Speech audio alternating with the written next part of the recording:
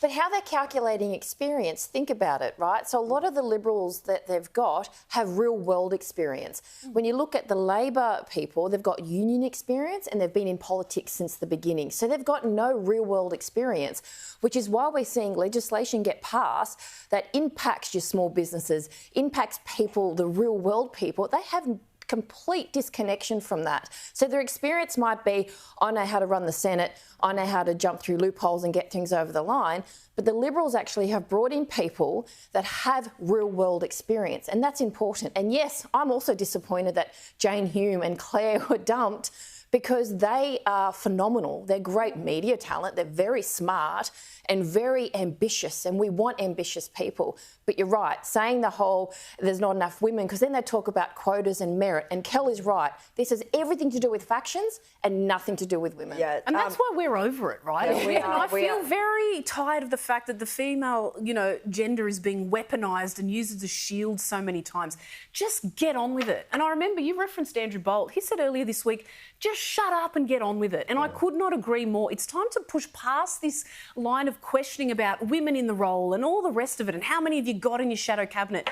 Get to policies, clean up the mess, stop the rot, and start getting back to conservative values and trying to govern versus I don't think that's going to happen with So each other.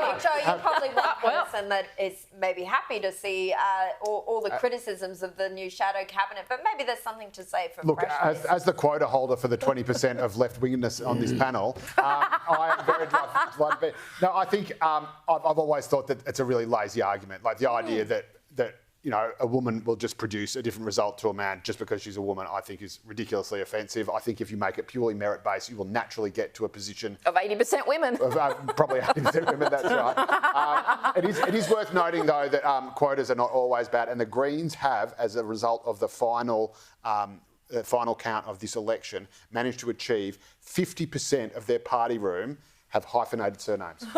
And that is an actual fact. But I think there is a problem with, and it's not necessarily Susan Lay's fault, but there's a problem with depth in the side. And you're talking about a football analogy or sporting analogy.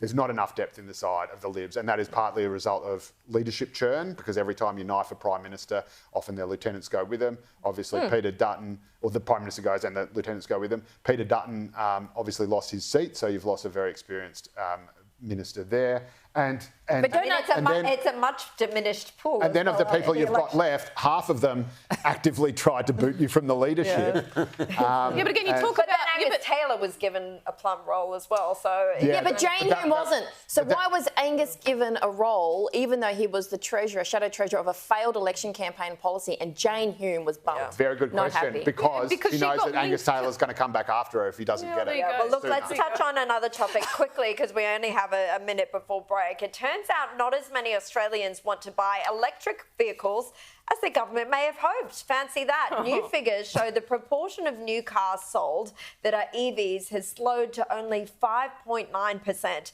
The research from NRMA says the key reasons are the lack of a second-hand market, doubts about finding qualified repairers, and concerns about the safety of parts, including batteries. Now, the government had forecast that EVs will one day dominate Australian roads, but that does seem a long way away yet, Kel. And just quickly now. Oh, okay. My mate Dave, who's a motoring journalist, told me these are his figures, that the big battery in the chassis of the electric vehicle has to be replaced after about, he said, 8 to 10 years, and buying a new battery costs between $10,000 and $45,000, depending what model you've got.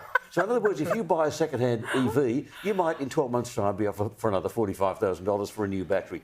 It's too uncertain. The technology's not actually, I think, really there yet. Well, clearly a lot of consumers agree with you, and never mind the human rights abuses, by the way. I know, right? Let's not talk about that. That is a really good point.